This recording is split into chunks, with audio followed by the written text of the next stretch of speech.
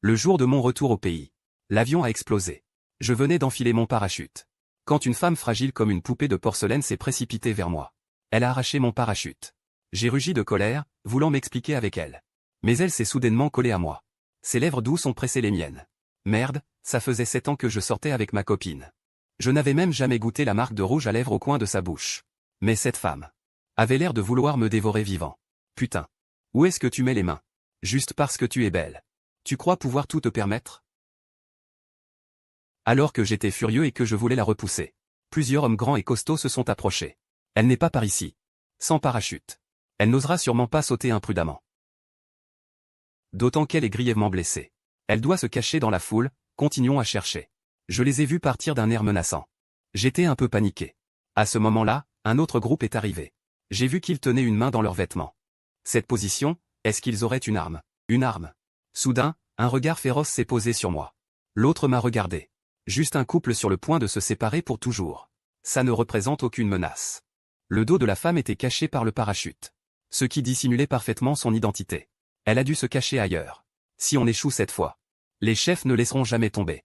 On dirait qu'il faut qu'on s'active. Ne laissons pas la société du dragon noir la trouver en premier. J'ai écouté leur conversation. Et je n'ai pas pu m'empêcher de penser. Les passagers dans cet avion étaient vraiment étranges. Tous à chercher qui? Et cette femme était encore en train de profiter de moi. En pensant que cette fille continuait à m'offenser. J'ai levé la main pour la repousser. Mais elle a attrapé mon poignet. Et en a profité pour poser ma main sur sa taille. Et, t'es qui? Éloigne-toi de moi. L'avion va s'écraser. Tu m'entends? Le chef des agents s'arrête soudain. Il se tourne vers moi. Chef, on n'a plus beaucoup de temps. Il faut partir vite. Qu'est-ce que tu regardes? Il suit le regard du chef et me regarde. C'est là que je réalise. Leur regard n'est pas sur moi. Mais sur cette femme mystérieuse. Zut, on a attiré leur attention. À ce moment, l'homme appelé chef sort déjà un pistolet de sa poche. Il appuie rapidement sur la détente. La femme lance une couverture vers eux. Puis elle me tire par la main et saute. Une vitesse stupéfiante. Le parachute s'ouvre dans les airs, nous flottons tous les deux. Une distance modérée s'établit avec l'avion. C'est elle. Elle s'enfuit. Tirez. Les coups de feu résonnent dans l'air. Voyant notre parachute s'éloigner. Le chef crie de rage. Plusieurs hommes enfilent rapidement des parachutes. Ils sautent à leur tour. Je n'aurais jamais imaginé me retrouver mêlé à cette histoire. Qui est cette femme devant moi? Pourchassée par différents gangs.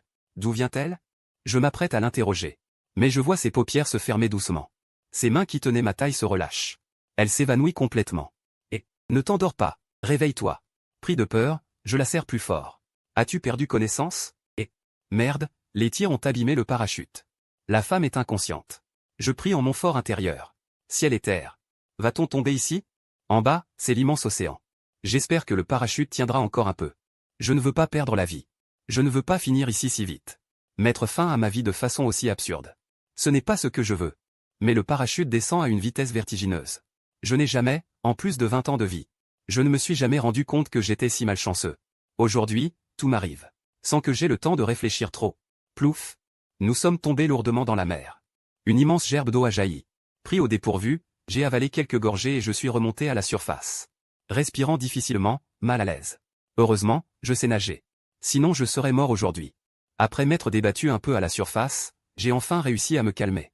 La mer était déjà couverte d'une large tache de sang. Comme si quelqu'un avait renversé de la teinture rouge. Des vagues de rouge sinistres se répandaient dans l'eau. Que se passe-t-il? D'où vient tout ce sang? Je balais la mer du regard. Nulle part je ne vois la femme.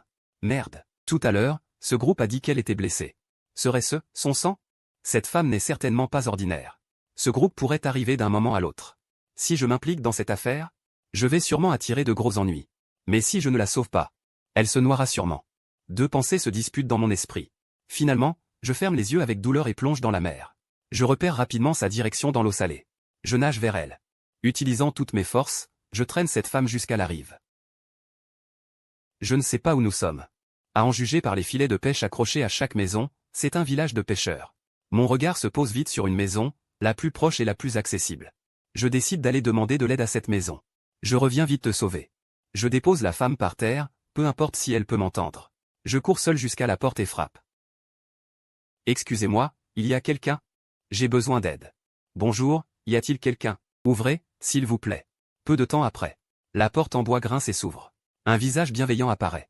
Une femme est légèrement surprise. Vous êtes? Bonjour. L'avion dans lequel je voyageais a eu un accident, et quelqu'un est tombé à la mer. Elle est gravement blessée, j'ai besoin de votre aide, s'il vous plaît. La femme leva les yeux vers la silhouette allongée sur le rivage. Elle cria vers la maison. Vieux, sors vite pour sauver quelqu'un. Le pêcheur sortit en deux enjambées. Sans dire un mot, il porta la femme à l'intérieur. Monsieur. Votre femme est gravement blessée, cela ressemble à une balle. Oui, nous avons été attaqués par des pirates dans l'avion tout à l'heure. Non seulement ils ont volé nos affaires, mais ils ont aussi tiré sur nous. Le pêcheur frappa sa cuisse avec colère. Quel monde, attendez. J'ai ici un remède ancestral, peu importe la taille de la plaie, il suffit de l'appliquer. Demain, tout ira bien. Si miraculeux? C'est la première fois que j'entends parler d'un tel remède, dit la femme en souriant. Sa famille pêche depuis des générations. La dernière fois, un gros poisson lui a mordu le bras. La chair était arrachée, après l'application, elle est maintenant en pleine forme. Vraiment? J'étais un peu effrayé en entendant cela. La femme apporta un bol d'eau. D'abord, lavez les blessures de votre femme, on va lui mettre le remède tout à l'heure. Je portai mon regard sur la femme, elle me tenait par la taille. Sa tête posée sur ma poitrine, elle se frotta. Comme si elle s'accrochait à un appui solide, dormant paisiblement. Même à un moment pareil, cette femme n'oublie pas de profiter de moi. N'était-elle pas inconsciente? Comment peut-elle encore faire des gestes intéressés? Mon opinion d'elle empirait encore. Votre femme semble très attachée à vous. Même blessée, elle ne vous lâche pas. C'est beau d'être jeune. À notre époque, se tenir la main nous rendait déjà timides. Vous plaisantez. Je gardais un sourire convenable. En réalité, je détestais profondément cette femme effrontée. Même dans cet état, elle ne peut pas rester tranquille. La femme s'apprêtait à taquiner ce jeune homme, lorsqu'elle posa son regard sur le visage de la femme. Elle s'arrêta net. Je vis la légère surprise de la femme. Cette femme ne serait-elle pas un personnage important? Même dans ce petit village de pêcheurs, quelqu'un la connaît? Grand-mère, vous la connaissez? La femme réfléchit un moment, puis se parla à elle-même. Elle me semble familière. Comme si je l'avais vue quelque part. Je fus surpris. Ne serait-ce pas la criminelle la plus recherchée qu'on voit souvent à la télé?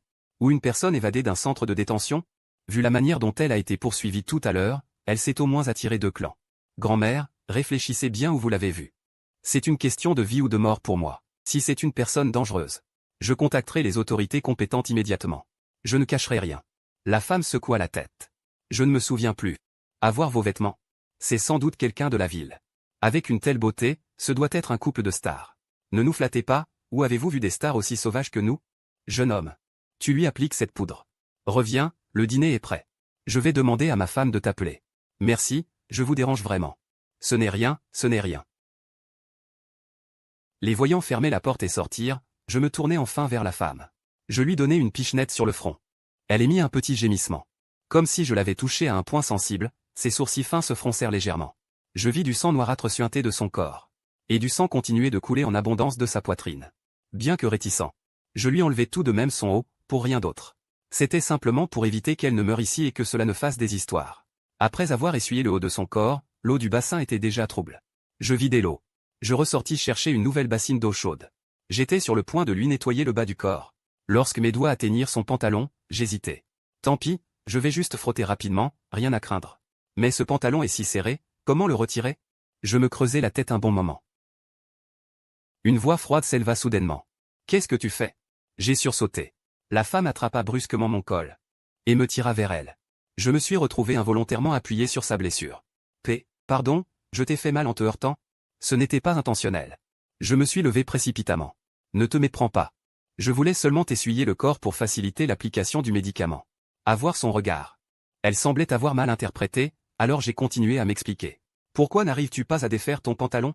Soudain, une lueur d'amusement impénétrable apparut dans les yeux lumineux de la femme. Qu'est-ce que tu veux voir en le défaisant? Son sourire me glaça le sang. Tu ne penses quand même pas que je m'intéresse à toi. J'ai déjà une petite amie. Je n'aurai absolument aucune arrière-pensée déplacée envers toi. Une personne qui ne sait même pas enlever un pantalon à une petite amie? Qu'est-ce que le monde devient? J'étais un peu vexé et en colère. Tu crois que quand deux personnes sont ensemble, faut-il absolument le faire pour l'autre? Ma copine et moi sommes irréprochables, nous n'avons jamais rien fait. Je l'ai vu. Dans l'avion. Ton baiser était maladroit, un vrai désastre, on voyait que tu n'avais jamais embrassé. Elle n'aurait pas dû en parler, ça m'a encore plus énervé. J'avais gardé mon premier baiser toutes ces années. Pour l'offrir à ma petite amie lors de notre nuit de noces, en nous donnant l'un à l'autre dans notre plénitude. Je n'avais pas prévu que cette femme me le volerait pour rien. Pas besoin de tes commentaires. Furieux, je lui lançai le médicament. Elle eut un petit sourire. Tu ne m'aides pas? Tout à l'heure, tu voulais savoir pourquoi je me retournais? C'est une occasion unique, sache-le. Tous les hommes n'ont pas la chance de voir mon truc. Ma petite amie est bien mieux que toi. Je la regarde, elle, pas toi. C'était la première fois qu'elle entendait quelqu'un se dire meilleur qu'elle.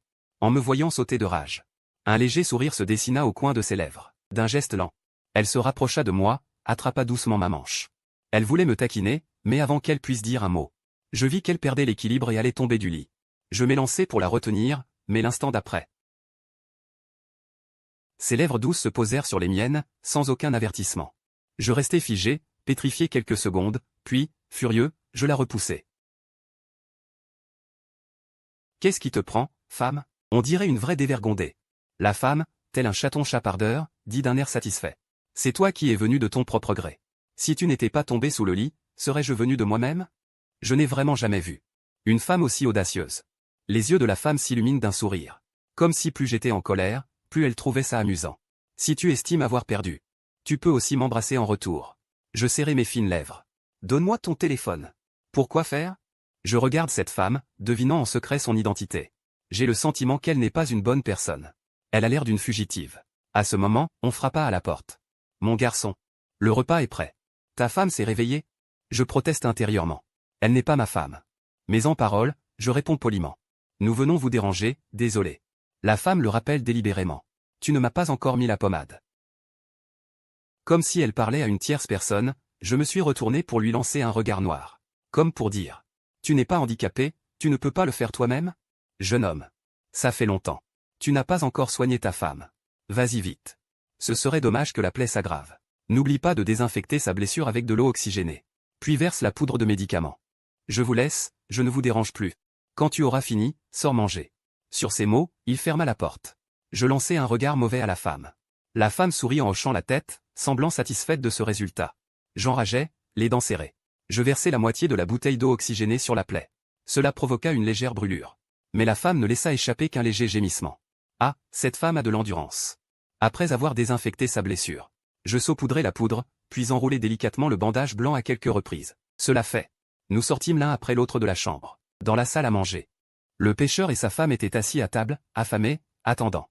Dès que nous parûmes, ils nous accueillirent chaleureusement. Petite, ça va? Viens. Viens t'asseoir, on peut manger. Nous n'avons rien de spécial à offrir. Un simple repas frugal, j'espère que vous ne nous en voudrez pas. Merci, nous vous avons déjà causé trop de problèmes.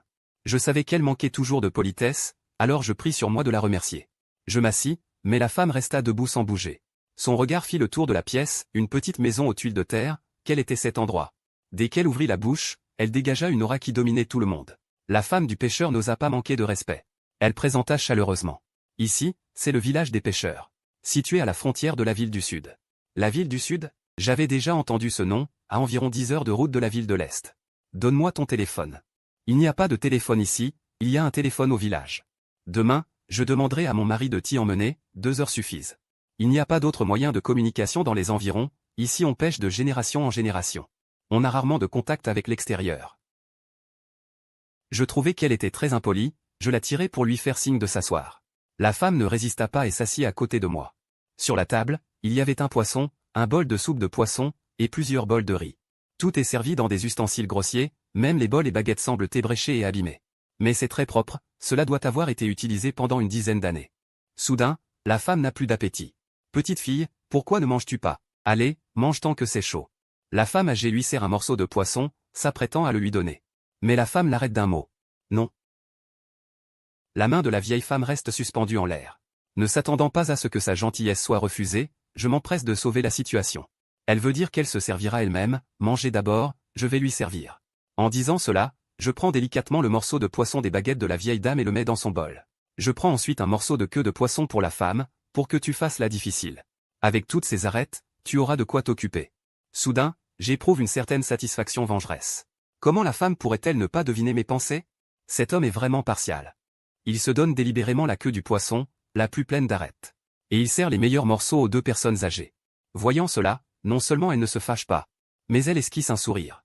À la maison, n'est-ce pas toujours toi qui enlève les arêtes pour moi? Je ne mange que le poisson que tu as préparé. Je serre les dents, mais à cause de la présence des 2 vieillards. Je dois ravaler ma colère et dire en souriant de force. À ton âge, ne fais pas d'histoire, mange vite. Tu ne me nourris pas? À ces mots, les 2 vieillards qui s'apprêtaient à prendre leur baguette restent figés. Où faut-il que les personnes non concernées s'éclipsent? Personnes non concernées? J'ai failli cracher du sang. Sérieusement, cette maison est la leur, c'est toi la personne non concernée, d'accord? Ce sentiment inné de supériorité. Cette attitude prétentieuse, d'où viennent-elles? Mange vite. La femme pose sa main sur mon bol et me regarde avec intérêt. Tu veux que je te nourrisse? Tu veux de la soupe ou du riz? Toi. Je serre les dents, incapable de parler. Vous mangez comment d'habitude? Mangez comme d'habitude, ne vous inquiétez pas pour nous. La vieille femme sauve enfin la situation avec embarras. J'allais expliquer qu'il n'en est rien. Mais la femme parle déjà avant moi. D'habitude, nous nous nourrissons bouche à bouche. Le pêcheur ne peut s'empêcher de recracher une bouchée de riz. Ma vieille, qu'est-ce qui t'arrive? La vieille femme lui tape rapidement dans le dos. Il mangeait bien, qu'est-ce qui se passe? Profitant que leurs regards ne sont pas tournés vers nous. Je dis à voix basse, furieux et exaspéré. Tu as assez fait. La femme gardait toujours son entrain. Comme pour dire. Soit tu me nourris, soit je te nourris.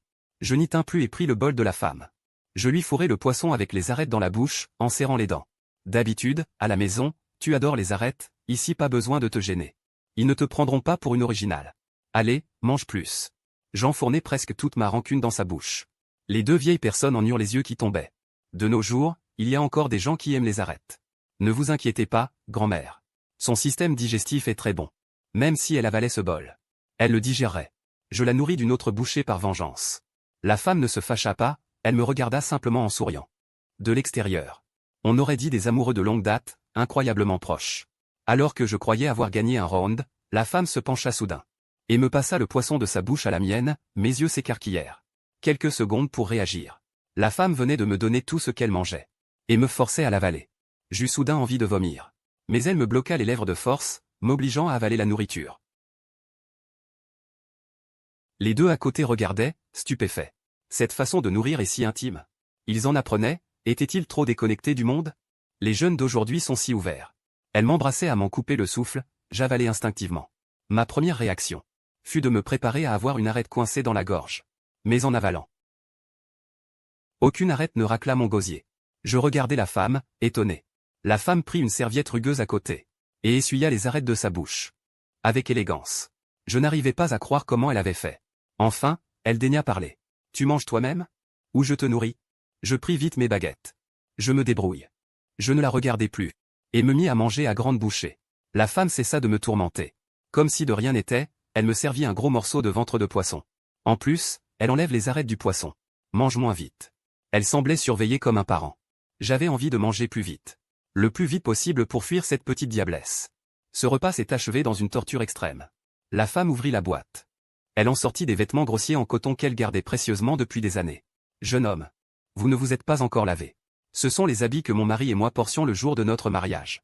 Si vous ne les trouvez pas trop indignes, portez-les. L'eau du bain est prête. C'est dans cette pièce. J'hésitais, n'osant pas les prendre. Comment pourrais-je accepter? Ce sont vos vêtements de mariage, avouez à votre mari. Je ne peux plus les porter maintenant. Je les garde juste pour me souvenir. Nous n'avons pas de meilleurs habits ici. J'espère que vous ne les mépriserez pas. La femme, chaleureuse, me mit les vêtements dans les mains. Je ne pouvais pas refuser, je dus accepter. Mais la femme dit soudainement, d'un ton froid. Ces vêtements ne te vont pas. Je ne pus m'empêcher de répliquer. Qu'est-ce que ça peut te faire? Alors, apportant des meilleurs en échange. D'accord. Je ne m'attendais pas à ce qu'elle accepte si facilement, alors je lançai une demande exorbitante. Y compris les frais de repas, les frais médicaux et le logement de ce soir. Tu devras rembourser le décuple. Le décuple? La femme répondit simplement, d'accord. Une personne normale n'accepterait jamais de payer 10 fois le prix pour les dépenses de ce soir. Parce que ça n'en vaut vraiment pas la peine. Mais ce à quoi je ne m'attendais pas, c'est... Est-ce que cette personne est malade ou quoi?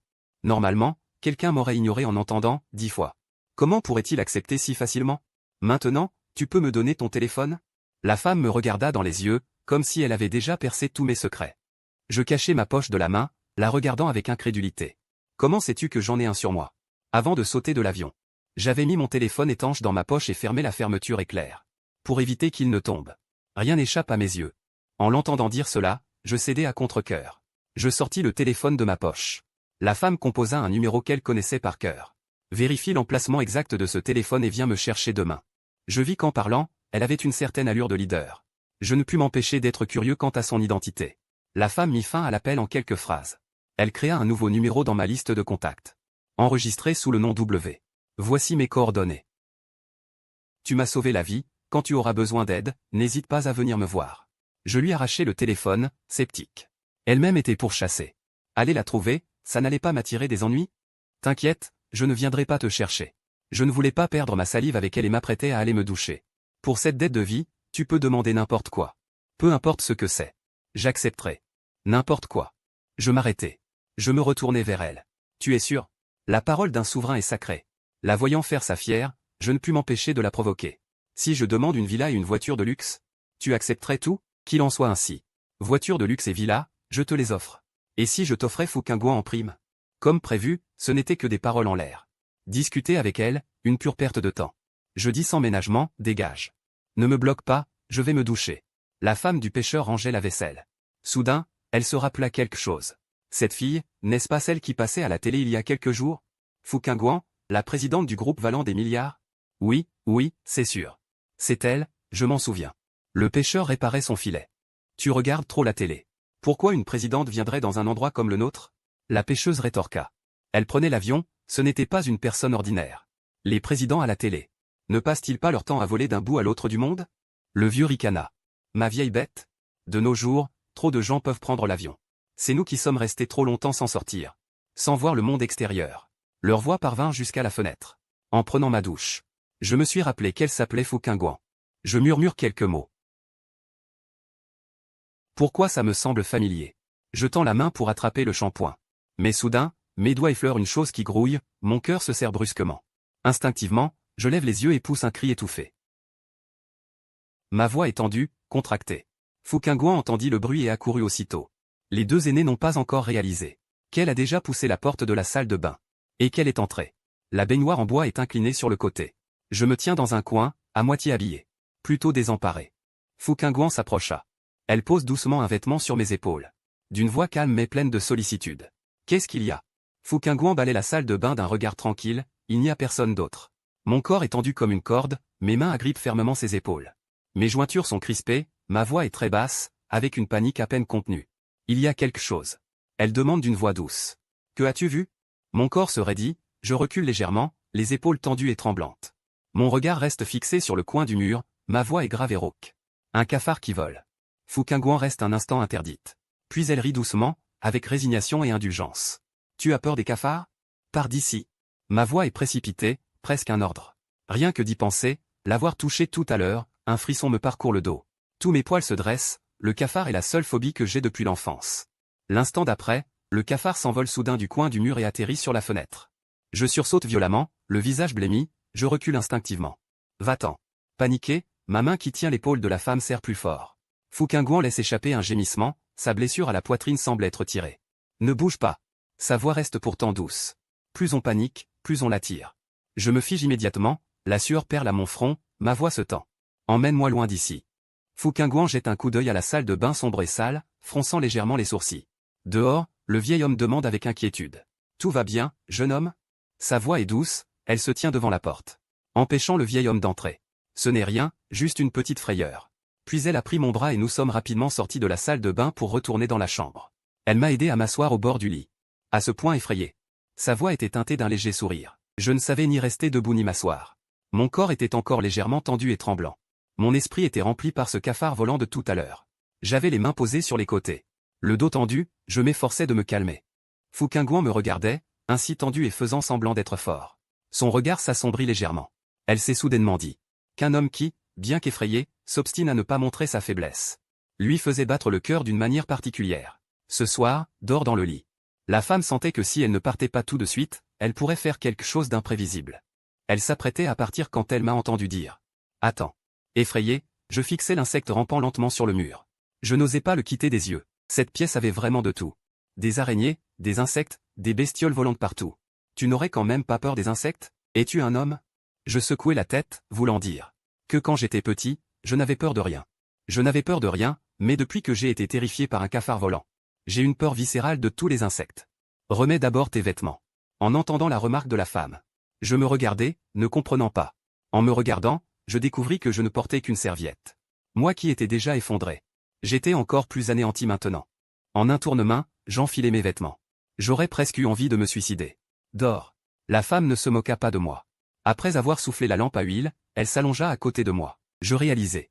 Tu vas dormir ici ce soir? Sinon quoi? J'hésitais. 2 étrangers qui se sont rencontrés par hasard dormant dans la même chambre. Si quelqu'un la prenait, ta réputation. La femme m'interrompit. Rassure-toi, je ne m'intéresse pas à toi, d'ailleurs je suis blessé. Il ne peut rien se passer. J'y réfléchis et trouvai que c'était logique. Mais je restais méfiant. Voyant mon air hésitant, la femme dit.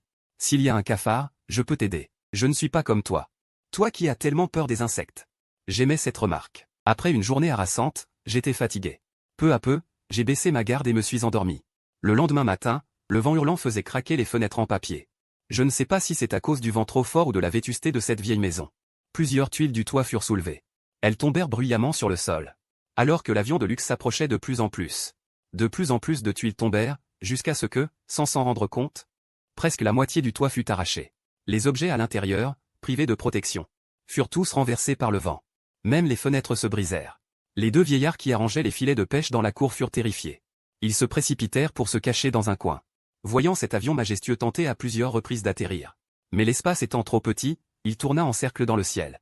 Il dut choisir de se poser sur la plage non loin. De nombreux pêcheurs habitant aux alentours sortirent pour assister au spectacle. Ce petit village de pêcheurs isolés n'avait jamais connu une telle agitation. Je fus réveillé par le bruit. Je réalisai que je tenais Fouquingouan dans mes bras en dormant, et je me redressai précipitamment. Heureusement, nous étions tous les 2 habillés. Je regardais Fouquingouan. Elle me regardait avec mépris. Hier soir, tu m'as prise comme un oreiller, me serrant dans tous les sens. Tu ne veux pas qu'on dorme? Quoi, je l'ai tenue toute la nuit? Je me rappelle mon rêve de la nuit dernière. Ainsi, cette chose douce et parfumée que je tenais dans mon rêve n'était ni un chaton ni un chiot. C'était cette femme? Alors tu n'aurais pas pu me réveiller? Je crains que si je te réveille, tu ne deviennes une bête sauvage. Que faire? À ce moment-là, ce ne sera plus juste quelques câlins. Pourquoi cette femme parle-t-elle si mal? Soudain, j'ai compris. Quel était ce bruit dehors tout à l'heure? Mes hommes sont venus nous chercher.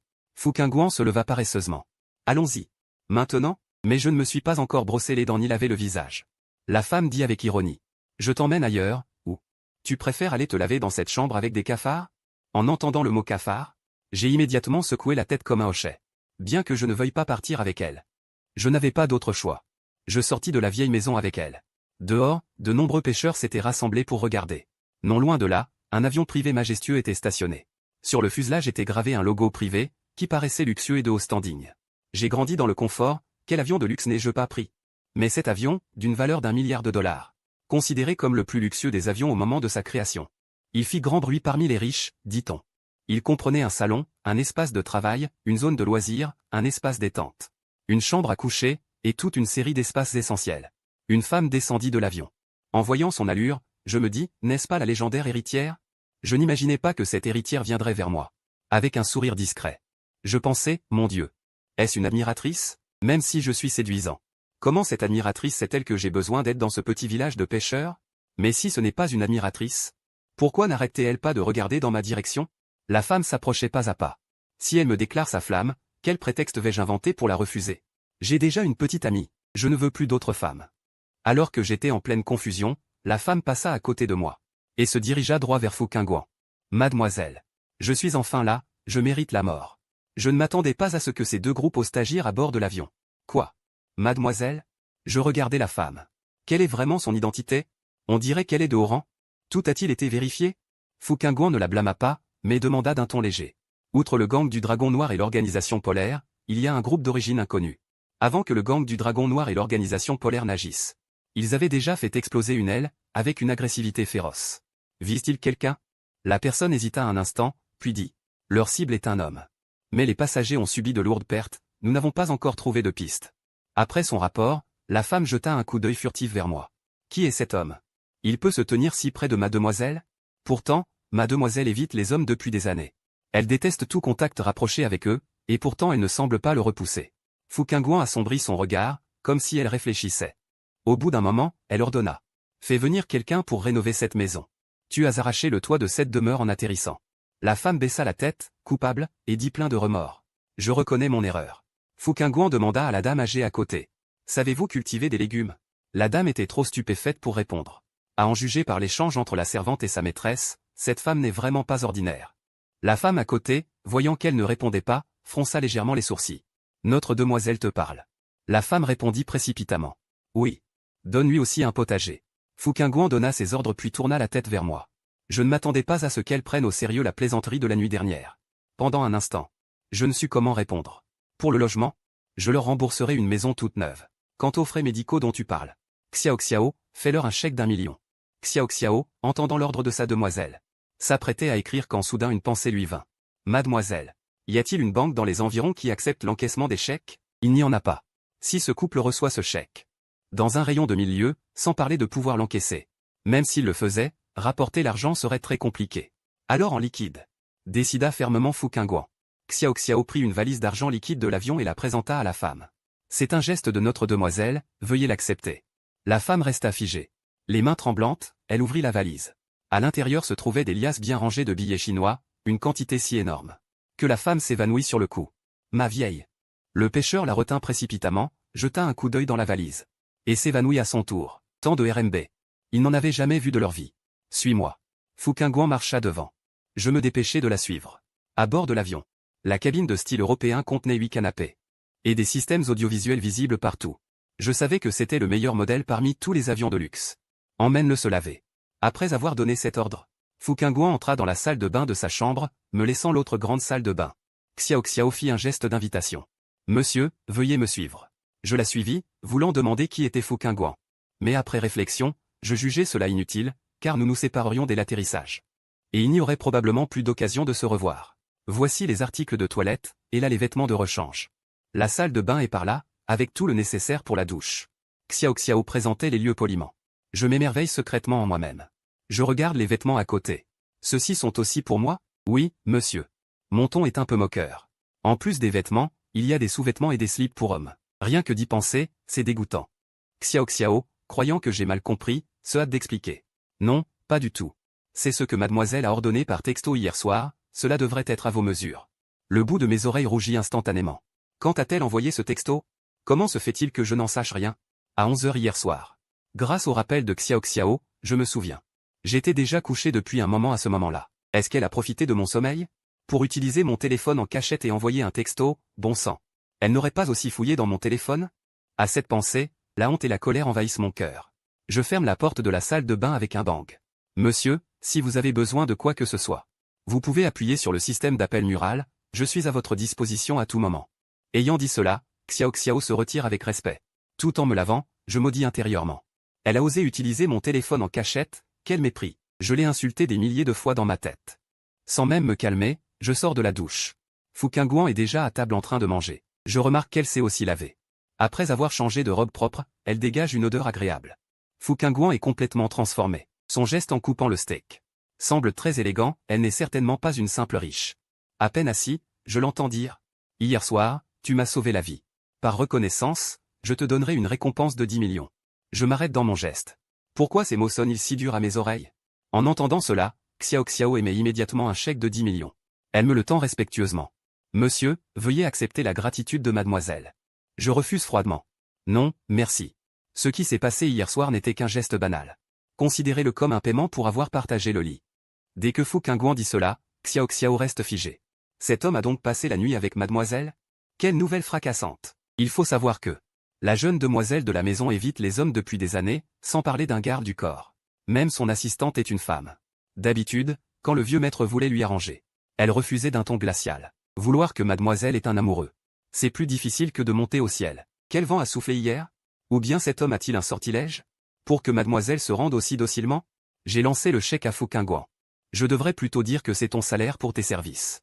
Après réflexion, j'étais encore furieux. J'ai sorti un yuan de mon portefeuille et le lui ai jeté. Vu que tu t'es bien comporté hier soir. C'est un petit extra de ma part. Salaire pour service? Bien comporté? Xiao Xiao était encore plus choquée, mais choquée ou pas. Elle a tout de même intercepté le chèque avec rapidité. Et attrapé la pièce d'un yuan tout aussi vite. Sinon ces deux objets auraient frappé le visage de sa jeune maîtresse.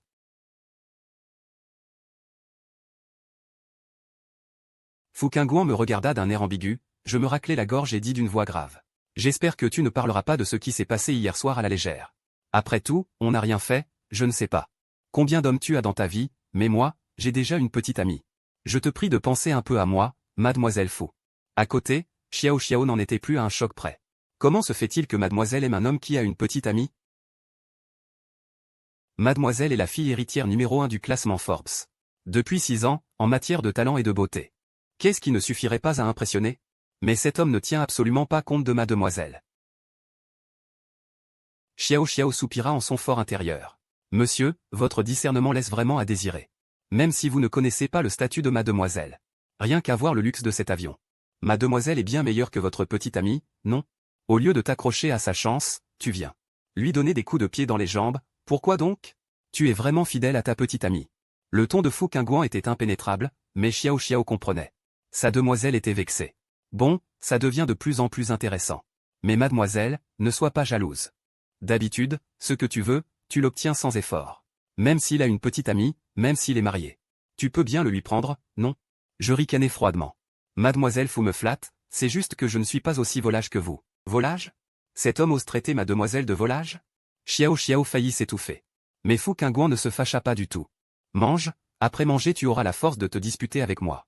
Je ne fis pas de façon avec la nourriture devant moi. Je lui avais sauvé la vie hier. Elle m'avait mis en colère à plusieurs reprises, manger son petit déjeuner n'était pas trop demandé. À cette pensée, je me mis à manger sans cérémonie, Fu Qingguan me regarda en souriant. Et coupa un morceau de steak qu'elle posa sur mon assiette. Goûte, c'est bon. Je repoussai le steak avec ma fourchette et mon couteau. Qui voudrait de ta salive? Je ricana intérieurement, Xiao Xiao avait vraiment découvert un homme au caractère authentique. Il fait ce qu'il veut, comme il le souhaite. Il ne tient absolument pas compte de sa demoiselle, alors qu'elle est à son service depuis l'enfance. C'est la première fois que quelqu'un ignore sa demoiselle comme de l'air. Sache qu'avant, tous les hommes espéraient obtenir les faveurs de la demoiselle. Mais cet homme est vraiment rafraîchissant. Après avoir fini mon petit déjeuner, l'avion avait déjà atterri à l'aéroport civil de Dongsheng. Merci pour votre hospitalité, mademoiselle Fu. Adieu. J'espère ne plus jamais vous revoir de ma vie. Je descendis rapidement de l'avion. J'arrêtai un taxi et m'éloignai. Fu Qingguan regarda mon dos disparaître. Elle semblait réfléchir à quelque chose. Xiao Xiao, à côté d'elle, demanda prudemment. Mademoiselle, devons-nous rentrer à la maison? Elle sentait que sa demoiselle était très mécontente. Retournons à la société. Le ton de Fu Qingguan était neutre, comme un peu déçu. Xiao Xiao ajouta avec indiscrétion. Faut-il enquêter sur son identité? Le regard froid de Fu Qingguan balaya Xiao Xiao, comme si elle la blâmait de se mêler de ceux qui ne la regardaient pas. Xiao Xiao frissonna, sur le point de dire qu'elle avait été indiscrète. Quand Fu Qingguan dit « Xiao Xiao, je découvre que tu me comprends de mieux en mieux ». Voyant les lèvres rouges de sa demoiselle esquisser un sourire étrange. Xiao Xiao frissonna, ne sachant si elle devait se réjouir ou s'inquiéter. C'est la première fois que mademoiselle agit ainsi pour un homme. Tout à l'heure, pour le ramener. Ils étaient passés devant sa propre villa sans s'arrêter. Ils ont volé spécialement jusqu'au seul aéroport civil de Dongsheng. Afin de lui faciliter le transport. C'est inhabituel. Juste une nuit. Xiao Xiao baissa la tête et accepta l'ordre. Oui, mademoiselle. Je vais enquêter immédiatement. Le regard de Fu Qingguan tomba avec intérêt par la fenêtre. Après être monté dans le taxi, je donnai une adresse. Groupe Qingjian, merci. Le chauffeur de taxi, entendant ce nom, demanda perplexe. Vous voulez dire? Le groupe Qingjian situé sur la route sud de l'Injiang. Y a-t-il un problème? Le chauffeur ouvrit la bouche mais ne dit rien. Ce monsieur n'est probablement pas revenu depuis longtemps. C'est pourquoi il ne sait pas que le nom du groupe a changé. En passant la vitesse, le chauffeur ne fit plus de commentaires et appuya sur l'accélérateur en direction de la destination. Je respirai l'air par la fenêtre. Dongsheng, je suis enfin de retour. Le vent sur mon visage avait un parfum oublié, et mon humeur s'en trouva légère. Soudain, je me rappelai que je n'avais pas encore envoyé de message à mes parents. Tant pis, j'allais apparaître directement. Leur faire une surprise. Aujourd'hui, c'est l'anniversaire de Lunyanian. Le cadeau que j'avais préparé avec tant de soin pour elle. Après avoir sauté de l'avion, il avait disparu, ce qui m'agaçait un peu. Cette femme qui m'avait volé mon premier baiser, si ce n'avait été pour elle. Je ne me serais jamais retrouvé mêlé à toutes ces histoires. Je sortis mon téléphone. Je composai le numéro d'une pâtisserie. Avez-vous un gâteau tout prêt, maintenant? Le jeune maître Yann, c'est vous? La réceptionniste faillit lâcher son téléphone. Depuis plus de 10 ans, tous les desserts et pâtisseries de la famille Yann venaient d'ici. Aussi connaissait-elle par cœur le numéro de chaque membre de la famille Yann. Mais sa surprise, à cet instant, venait du fait qu'elle n'avait pas vu ce numéro depuis 3 ans. Oui. Je suis de retour en Chine, je voudrais commander le plus grand gâteau. Pouvez-vous le faire pour aujourd'hui? Est-ce pour mademoiselle Lu que vous commandez? D'habitude, à cette période. La famille Yann commandait toujours un gâteau pour Lunyanian, toute la pâtisserie le savait. Mais la réceptionniste jugea bon de le rappeler. Le gâteau commandé par le second jeune maître Yann a déjà été livré. Je ne m'attendais pas à ce que Yann Yibé soit si attentionné. Mon demi-frère, habituellement, pensait à tout pour moi. Même pour une petite chose comme commander un gâteau, il s'en occupait personnellement. À cette pensée, je souris, rassuré. Alors, ce n'est pas la peine, merci. Arriver les mains vides n'a rien de gênant, après tout, nous sommes de la même famille. Sur cette pensée, je levai les yeux vers le paysage par la fenêtre. Plus nous approchions du groupe familial, plus l'environnement était beau. Il faut savoir que le groupe de ma famille était l'une des plus grandes entreprises de Dongsheng. Alors que j'étais perdu dans mes pensées, le taxi s'arrêta lentement. Nous y sommes. Je payai et descendis, c'est alors que je remarquai. Pourquoi le nom avait-il changé? Qu'est-ce que c'est que ce groupe King? Mi-figue, mi-raisin, je regardais autour de moi. C'était bien le territoire de la famille Yan. Toutes les constructions étaient comme avant. Mais ce nom, je ne comprenais toujours pas. 2 employés, leur badge autour du cou, passèrent en hâte à côté de moi. Hier, le directeur Yan n'a-t-il pas dit qu'il ne serait pas là aujourd'hui? Il faut qu'on suive ce dossier de près. Le directeur Yan a tellement d'expérience. Sous sa direction, les profits ont bien augmenté ces 3 dernières années. Je les arrêtai précipitamment. Et, attendez. Excusez-moi, le directeur Yan de votre entreprise, c'est bien Yan Yuandong? Oui. Les 2 personnes ont échangé un sourire gêné. Ce n'était rien, désolé de vous avoir dérangé. Les 2 m'ont lancé un regard étrange et sont partis précipitamment. Il s'avère que le groupe familial avait changé de nom. Les questions et l'inquiétude qui m'avaient assailli se sont apaisées à cet instant. En franchissant la porte du groupe. Bonjour, qui cherchez-vous? La réceptionniste, voyant quelqu'un arriver, se leva immédiatement avec respect. Elle salua avec un sourire doux. Bonjour, je m'appelle Yan Shen, je suis le fils de Yan Yuandong. Et le président directeur général de ce groupe. Pourriez-vous s'il vous plaît l'informer de ma présence? Dites-lui que je suis revenu au pays et que je monte maintenant. À peine avais-je fini de parler. L'autre personne éclata de rire, tout respect disparut. Remplacé par du mépris. Monsieur, vous êtes-vous trompé d'endroit? Il n'y a qu'un seul président directeur général nommé Yan dans le groupe. C'est notre directeur général, Yan Yuandong. Vous dites être son fils? Ici, le directeur général n'a qu'un seul fils. C'est notre président du conseil d'administration, Yan Yibei. Mon frère cadet? Vous ne vous renseignez même pas avant de mentir? J'étais complètement perplexe. Yan Yibei est aussi devenu président? Il y a 3 ans, grand-père est décédé. Quand l'avocat a annoncé le testament, il était très clair. 80% des actions du groupe Qingjian. Et les actifs de la famille Yan s'élevant à des dizaines de milliards. Seraient répartis équitablement entre mon père Yan Yuandong et moi. Celui qui remplirait en premier les conditions d'héritage aurait le droit d'hériter. Avant d'hériter du testament. Mon père et moi étions tous 2 les présidents directeurs généraux du groupe. Nous gérions ensemble les affaires du groupe.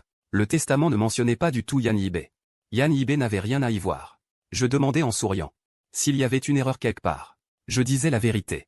Ce Yan Yibei dont vous parlez est mon frère cadet. La réceptionniste sourit poliment. Vraiment? Je travaille ici depuis 3 ans. Et je n'ai jamais entendu dire que le président Yan avait un frère aîné. Mais j'insistais. Yan Yuandong est mon père. Si j'étais un imposteur, comment connaîtrais-je son nom? La réceptionniste eut un tic à la commissure des lèvres. Elle décida de ne plus être polie. Trop de gens connaissent le nom de notre directeur Yan. Mais je ne sais pas d'où tu tiens qu'il n'est pas là aujourd'hui. Alors tu viens ici en te faisant passer pour son fils. Mais je te conseille une chose. L'arnaque n'est pas un bon métier. Elle me réprimande sur un ton maternel. Cela me laisse à la fois amusé et perplexe. Vous vous méprenez vraiment. Je suis son fils, garantie authentique. Et moi, je suis la fille de Jack Ma. Tu as une belle apparence, pourquoi choisir ce genre de sale boulot? Je parie que tu voulais t'introduire dans le bureau de notre directeur Yan pour voler quelque chose? Regarde-toi avec ces fausses marques. Bien habillé, mais en fait un imposteur. Quand je suis entré tout à l'heure, la réceptionniste a cru que tu étais un client important. Mais tu n'es qu'un pur escroc. Je ne vous mens vraiment pas. Mon père et moi sommes tous 2 PDG exécutifs de ce groupe. Hier encore, quelqu'un prétendait être le petit ami de notre présidente Lu. Il faisait du scandale ici. Absurde. Tu ferais mieux d'utiliser cet alibi, il est plus crédible. Je suis encore plus perplexe. Vous parlez de Lu Nianian? Je suis vraiment son petit ami. La réceptionniste a roulé des yeux et a failli s'évanouir. Et moi, je suis la petite amie de Wang Xikong. Tu es vraiment borné. Si tu ne pars pas, j'appelle la sécurité pour te virer. Je sais qu'il est inutile de discuter avec elle, alors je dis patiemment. Voilà. Passez-moi la ligne interne. Je parle moi-même à votre directeur Yan. C'est le meilleur moyen de prouver mon identité. La réceptionniste a levé les yeux au ciel. Monsieur, si vous persistez, j'appelle la police. Partez vite. Aujourd'hui est un jour faste. Ne nous portez pas malchance. Je continue à demander. Quel jour faste?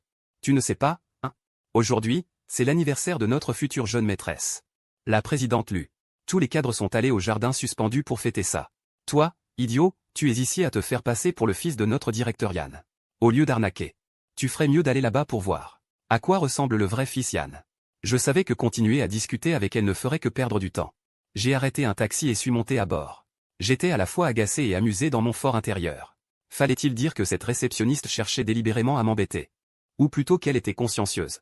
J'ai sorti mon téléphone pour appeler mes parents. Après plusieurs sonneries, personne n'a répondu. J'ai alors appelé mon frère. Lu Nian. Après l'échec de l'appel, j'ai rappelé Lu Nianian. Mais ces 4 personnes, sans exception, n'ont répondu à aucun de mes appels.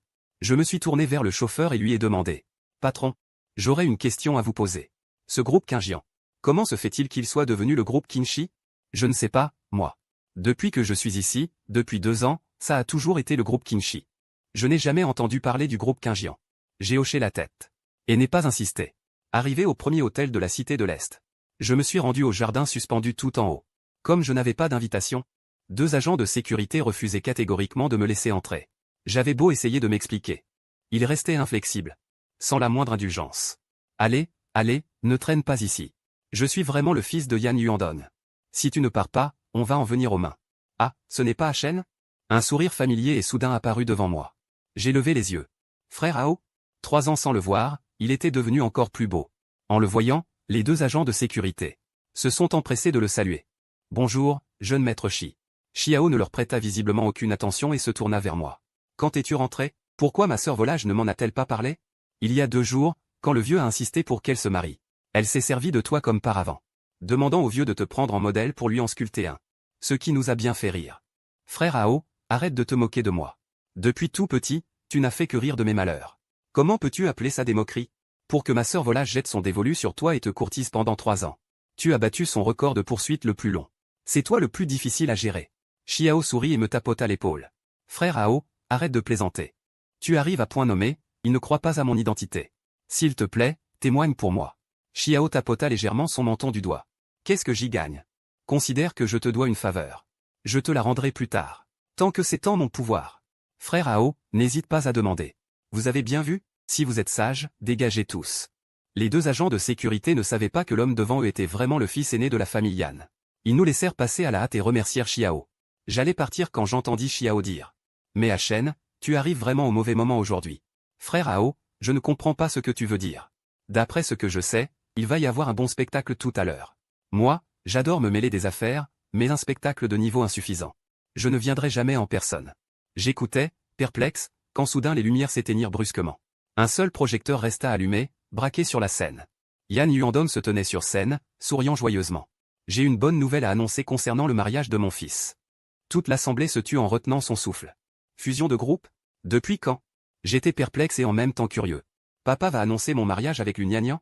Pourquoi ne pas m'en avoir parlé avant? Invitons d'abord la belle-fille de la famille Yan. L'Uniagnan monte sur scène. Yan Yuandong commença à applaudir. Je me tenais dans le public et j'applaudis à mon tour. Après 3 ans sans la voir, l'Uniagnan avait beaucoup maigri. Un doux sourire était accroché à son visage. Elle semblait encore plus accessible. Rien qu'en la regardant de loin. Je la trouvais magnifique. Invitons maintenant mon fils Yan Yibei à monter sur scène. Au son de la voix de Yan Yuandong. Soudain toute la salle applaudit, Yan Yibei monta sur scène avec un sourire. Après 3 ans, il avait l'air plus mature. Mais ce à quoi je ne m'attendais pas, c'est que l'Uniagnan tenait la main de Yan Yibei. Ils se regardaient avec tendresse, comme des amoureux passionnés. La sensation de coup de foudre arriva trop vite. J'ai failli perdre l'équilibre. Je fis un pas en arrière en titubant. Je n'arrive pas à croire que ma petite amie et mon frère vont annoncer leur fiançailles. Xiao m'a soutenu machinalement. Tu ne supportes même pas ça? Le meilleur reste à venir. Le rire franc de Yan Yuandong a éclaté. En ce jour magnifique, j'annonce. Les familles Yan et Lu s'unissent par le mariage. Mon fils, Yan Yibei, épousera l'héritière de la famille Lu, l'Uniagnan. Leur mariage aura lieu le 28 du mois prochain. Aujourd'hui. Ce n'est pas seulement le 3e anniversaire de la fusion entre le groupe Kinjian et le groupe Lu. C'est aussi la fête d'anniversaire de Nianian. Et c'est leur cérémonie de fiançailles. Les mots « cérémonie de fiançailles » ont été comme un coup de massue. Ils m'ont frappé de manière inattendue. Je n'entendais qu'un bourdonnement dans ma tête. Une douleur déchirante que je n'avais jamais ressentie. Ma petite amie, que j'aime depuis 8 ans, allait se fiancer avec mon frère. Comment est-ce possible? En ce jour magnifique. J'ai aussi une chose regrettable à annoncer. Mon fils aîné, Yan Shen. L'avion qu'il a pris hier a eu un accident. À partir d'aujourd'hui, moi, Yan Yuandong, je n'ai plus que Yibei comme fils. Si Shen a eu un accident, en principe, il n'a plus droit à l'héritage. La gestion future de l'entreprise dépendra de Yibei et Nianian. Dès que Yan Yuandong a prononcé ces mots, toute l'assemblée a été stupéfaite, tout en me pleurant en silence. Ils ont discrètement observé l'Uniagnan et Yan Yibei. Ces 2 successeurs? Il semble que le groupe Kinjian va changer de main. Je ne m'attendais pas à ce que les choses en arrivent là. Mon père a annoncé ma mort trop tôt. Ce qui me fait sentir que je ne compte pour rien. Même si j'ai eu un accident. Mon père ne me chercherait-il pas? Il y a 3 ans, j'ai envoyé Shen à l'étranger. Je voulais qu'il apprenne les techniques de parfumerie. Pour qu'à son retour, il m'aide à gérer le groupe. Je ne pensais pas que le ciel serait jaloux du talent, on ne peut dire qu'il n'a pas eu cette chance. Aujourd'hui est un jour de joie. L'affaire d'Achen sera mise de côté pour l'instant. N'en parlons plus. Servez-vous, trinquons. Souhaitons que notre groupe aille de mieux en mieux. Yan Yuandong a levé son verre en signe de toast après avoir fini de parler. Tous les invités levèrent leur verre en réponse. Mon cœur se déchirait comme sous un couteau. Regardant sur l'estrade, cet homme rayonnant, je n'arrivais pas à croire que c'était encore mon père. Papa, désormais nous prendrons soin de toi, Yi et moi. Ne sois plus triste. Lugnagnan, après avoir porté un toast, le soutint par le bras et descendit lentement de l'estrade. Oui, papa. Même si tu as perdu un fils, tu as gagné une fille, Gnagnan. Le ciel ne t'a pas trop maltraité. Toute chose a son revers, n'est-ce pas? Yan Yibé le soutint de l'autre côté. Yan Yuandong lui tapota l'épaule. Sont également présents aujourd'hui le président Lin du groupe Lin et le président Shen du groupe Wanhui. Je vais vous les présenter. Yu Ying, viens aussi. À l'avenir, je voyagerai souvent pour affaires. Il faudra que tu t'occupes des enfants. Que dites-vous là? Je suis quand même la présidente du groupe. Même s'ils ne sont pas mes enfants. Je ferai de mon mieux. La belle-mère Jeanne Yu Ying souriait radieusement. Je les regardais, cette famille de 4. Et me sentis soudain comme un étranger. À cette vue, je ne pus m'empêcher de trembler. Je n'étais absent que depuis 3 ans. Et tout avait changé. Yan Yuandong les emmena saluer les dirigeants des différents groupes. Tous les 4 riaient et parlaient joyeusement. Ils arrivèrent à table et s'apprêtaient à dîner. Si joyeux, qu'est-il arrivé d'intéressant? À ma voix. Les 4 visages changèrent soudainement. Yan Yibé réagit le premier. Les yeux écarquillés, incrédule. Il dit, grand frère, tu es revenu? Quoi? Je ne devrais pas revenir? Tu n'es pas mort? Tu souhaitais ma mort? Non. Je veux dire, c'est impossible. Yan Yibé n'imaginait pas que son frère aîné était revenu vivant. Yan Yuandong avait également changé de visage. Achen. L'avion dans lequel tu étais n'a-t-il pas eu un accident? J'ai vu aux informations qu'aucun passager n'avait survécu. J'ai souri froidement. Alors tu n'as même pas cherché à savoir où j'étais? Tu m'as directement condamné à mort? Je ne peux absolument pas décrire ce que j'ai ressenti à cet instant. Mon propre père a annoncé ma mort. Il l'a dit avec un calme imperturbable. Voyant cela, Jeanne Yu Ying a souri à moitié en reproche, en arrangeant les choses. Achen, tu es trop désobéissant, puisque tu as survécu. Tu aurais dû au moins appeler à la maison. Donner de tes nouvelles. Tu ne sais pas à quel point nous 4 étions inquiets. Nous n'avons pas pu dormir de la nuit. Vraiment, je vous vois tous en pleine forme. Pas du tout l'air d'avoir mal dormi. Je lève les yeux. Au contraire. Pouvoir hériter de mes biens. N'êtes-vous pas très content? Yan Yuandong, remarquant mon émotion, m'a réprimandé immédiatement. Yan Shen. Comment oses-tu parler à ta mère? Je sais pour Gnagnan et Yibé. Tu n'arrives pas à l'accepter pour l'instant. Mais avec autant d'invités présents, tu dois au moins préserver la réputation de la famille Yan. Range tes caprices d'enfant. Alors qui se soucie de ma réputation? Je regarde Gnagnan avec ressentiment. Si seulement elle voulait me donner une explication raisonnable. Je pourrais passer l'éponge. Mais, elle n'a pas la moindre once de culpabilité. Achen, l'histoire entre moi et Yibé. C'est moi qui t'ai trahi. J'ai longtemps tardé à te dire la vérité. De peur que tu réagisses comme maintenant, de façon hystérique. Hystérique? Je suis trahi par mes proches, par ceux que j'aime le plus. Dois-je encore supporter tout cela en silence, sans rancune ni regret? C'est 8 années. Si seulement un jour tu t'étais confessé à moi, les choses n'en seraient pas arrivées là aujourd'hui. Tu dis m'aimer d'un côté. Et de l'autre, tu veux t'engager secrètement avec mon frère. Lugnagnan, voilà donc ton amour pour moi. En disant cela, je suis à la fois en colère et peiné. Hier encore, elle me disait qu'elle m'aimait sur Ocha. Comment a-t-elle pu changer en un seul jour? Qui peut vraiment prédire les sentiments? Jeanne Yu Ying remit son châle correctement. D'un ton de sage expérience, elle conseilla. Gnagnan et Yibé sont très amoureux maintenant. Tu aurais vraiment le cœur de briser ce couple? Un fruit cueilli de force n'est jamais sucré. Au lieu de tout briser, il vaut mieux la bénir généreusement. Après tout, nous sommes tous de la même famille. Quelle différence cela fait-il si Gnagnan te choisit toi ou Yibé? Je hurlai. Il y a une différence. Yibé et Yibé, je suis moi. Je suis le futur héritier du groupe, pas lui. Tu n'as pas entendu ce que ton père vient d'annoncer? Yibé est aussi un héritier maintenant. Tu tombes pile au bon moment, Gnagnan est enceinte. Yibé est débordé. Tu peux lui donner un coup de main. J'ai failli m'effondrer. Comme frappé par la foudre. Vous. Je n'aurais jamais imaginé qu'ils aient déjà un enfant.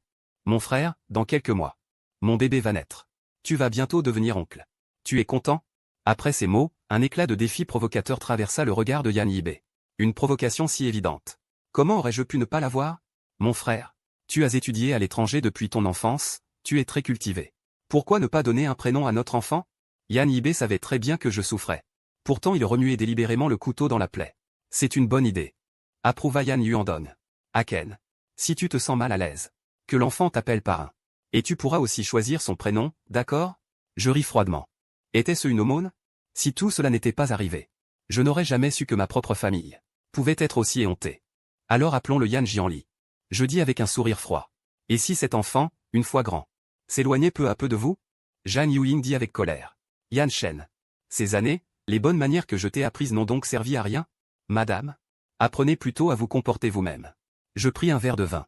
Puisque tu vas te marier, ne devrais-je pas te porter un toast? Yan Yizi conserva son élégance.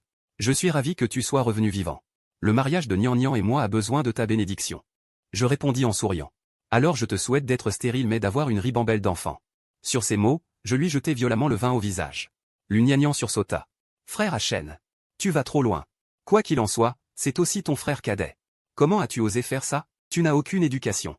Yan Yuandong n'aurait jamais imaginé que je commette un acte aussi grossier. Mais je ne trouvais rien de mal à mon comportement. Je pris plutôt un autre verre. Et m'approchai de Nian Nian. Ce toast est pour toi, que nous ne nous revoyions plus jamais.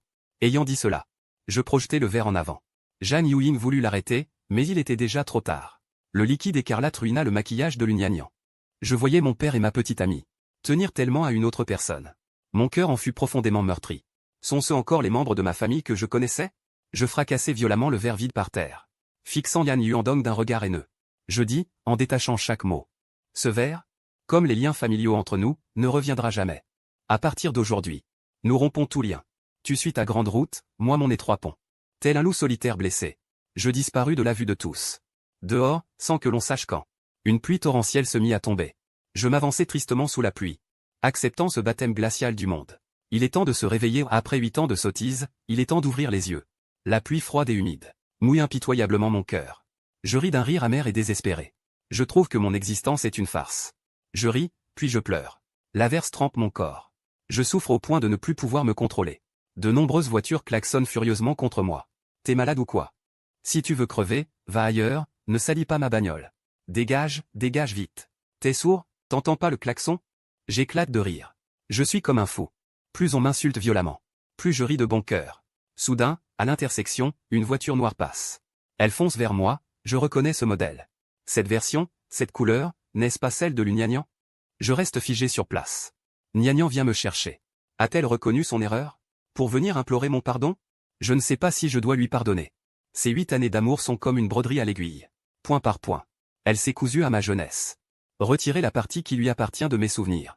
Je n'y arrive pas. Un bruit sourd, bang. Je vois de mes propres yeux la voiture noire me percuter. Mon cerveau est instantanément engourdi. Elle veut donc ma mort. Mes yeux s'écarquillent soudain. Je n'arrive pas à y croire. Juste parce que j'ai renversé un verre sur Yan Yibei? Alors elle fait l'exprès de venir en voiture pour m'écraser? Je ris de plus en plus étrangement. Mon corps s'effondre lourdement sur le sol et je perds connaissance. La pluie tombe impitoyablement sur moi. Le sol se teint d'un rouge éclatant. Mademoiselle, on a heurté quelqu'un. Une voix pressée retentit soudain. Je n'ai pas l'habitude de conduire la voiture de Monsieur Lu. Quand j'ai vu la personne dans la pluie, il était déjà trop tard pour freiner. La personne à l'arrière ne lève même pas les yeux. Sa voix est froide et claire. Occupe-toi de ça. Xiao Xiao tend la main pour essuyer le pare-brise. En y regardant de plus près. Mademoiselle, on dirait que Monsieur Yan. J'ai percuté Monsieur Yan. Une phrase qui fit soudain relever la tête à la personne assise à l'arrière. C'est lui. La portière s'ouvrit dans un bruit sourd. Fu Qingguan se hâta vers cette silhouette. Avant que Xiao Xiao n'ait le temps de réagir. Sa demoiselle s'était déjà penchée pour aider l'homme à se relever avec difficulté. Mademoiselle. Faites attention à vous. Contactez le docteur Zhang et rentrons à la maison. Bien. Fu Qingguan regarda l'homme dans ses bras. Il pleut si fort. Achen, que fais-tu là debout? Tu ne te caches pas même quand une voiture arrive? Le sang à l'arrière de son crâne se mêlait à la pluie, teignant en rouge la robe de Fu Qingguan. Xiao Xiao, accélère. Oui, mademoiselle. Xiao Xiao roulait déjà à fond. Enfin. Xiao Xiao gara la voiture dans le quartier de la rive ouest. Ce quartier réputé comme le plus cher de la ville de l'Est était la demeure de Fu Qingguan. Bonjour, mademoiselle. Suivant les pas pressés de Fu Qingguan. Médecin et infirmière la suivirent jusqu'au salon. Mademoiselle, d'habitude si maniaque de la propreté. Comment aurait-elle pu mettre un homme dégoulinant d'eau sur son lit? Et qui plus est, un homme. Plusieurs médecins et infirmières échangèrent des regards perplexes. Mademoiselle. Ne devrions-nous pas panseler les blessures de ce monsieur? Sortez, sortez. Que veut faire mademoiselle? À ce moment-là, un domestique entra avec une bassine. Une fois tout le monde parti, elle tendit la main pour retirer ma chemise trempée. Une serviette chaude frotta mon corps d'avant en arrière. Entrez. En entendant la voix de mademoiselle. Ceux qui attendaient dehors entrèrent tous. Ils virent d'un coup d'œil Fu Qingguan en train de m'essuyer le corps. Vite, soignez les blessures. Xiao Xiao s'émerveilla en silence. Mademoiselle avait donc examiné le corps de cet homme de haut en bas. Une telle tâche aurait pu être confiée à un infirmier. Autant me le donner aussi, non? Comment mademoiselle pourrait-elle faire un travail aussi rude? Ne pars pas. Soudain, je saisis le PAN de la blouse du docteur en gémissant faiblement. Le docteur Zhang frémit. Son geste pour appliquer le médicament devint plus brusque, me faisant grimacer de douleur. Dégage. Fu Qingguan poussa violemment le docteur Zhang. Maladroit. Incapable de faire une chose si simple. Fu Qingguan appliqua elle-même le médicament sur moi. Pourquoi me traites-tu ainsi? Pourquoi? Que se passe-t-il? Achen s'est fait maltraiter? Xiao, va vérifier ce qui s'est passé. Oui. Depuis quand mademoiselle se soucie-t-elle autant d'un homme? En outre, remplacer tous les domestiques par des hommes. Comme Fu Qingguan évitait les hommes depuis longtemps. Les serviteurs de la maison étaient tous des femmes. C'est pour cela qu'elle avait elle-même essuyé mon corps tout à l'heure. Monsieur, vous êtes réveillé. Vous êtes? Je suis le domestique chargé de veiller sur vous. Où sommes-nous? Pour répondre à monsieur, ici c'est le quartier des villas de la rive ouest. Le quartier des villas de la rive ouest? Le quartier résidentiel de villas françaises le plus cher de l'Est? Comment suis-je arrivé ici? Vous vous souvenez quand l'assistant vous a accidentellement heurté? Avant que je puisse réfléchir, une douleur soudaine a frappé l'arrière de ma tête. Vous vous êtes cogné en tombant. La blessure n'est pas profonde. Il vous a déjà fait un pansement. J'ai réfléchi un moment. Avant de me rappeler le déroulement des événements. Alors que je voulais me lever, le domestique s'est empressé de me retenir. Vous n'avez tout de même pas oublié qui est notre demoiselle? Je n'en ai vraiment aucun souvenir après avoir été renversé par la voiture. J'ai perdu connaissance. Qui m'a sauvé? Je n'ai même pas eu le temps de voir. Et votre demoiselle? Elle est allée prendre un bain. Aujourd'hui, pour vous sauver, elle a été un peu mouillée sous la pluie. Sans m'en rendre compte, je portais un peignoir de bain. Qu'est-ce que cela signifie? Monsieur, vous avez été trempé par la pluie. Dans l'urgence, pour éviter que votre rhume ne s'aggrave. Nous vous avons spécialement donné un peignoir. Mais, comment as-tu fait pour le changer? C'est toi qui m'as aidé. Monsieur. Avez-vous d'autres malaises? Non, plus rien. Au fait, où sont mes vêtements? Je les ai lavés et mis dans la sécherie. Veuillez patienter. Je vais les chercher tout de suite. Le domestique s'inclina respectueusement et sortit. J'examinais les lieux autour de moi. La pièce était remplie d'une décoration raffinée et luxueuse. Même les manières du domestique étaient parfaites. Cela montrait bien que le maître de maison était de haut rang. Même si la personne qui m'a percuté en voiture n'était pas l'Ugnagnan. Mais notre relation de 8 ans avait déjà poussé en un grand arbre dans mon cœur. Maintenant, on l'a déraciné. La douleur me faisait trembler même en respirant. Monsieur, vos vêtements sont arrivés, encore un peu humides. Voulez-vous les porter? Je fis un grognement d'acquiescement.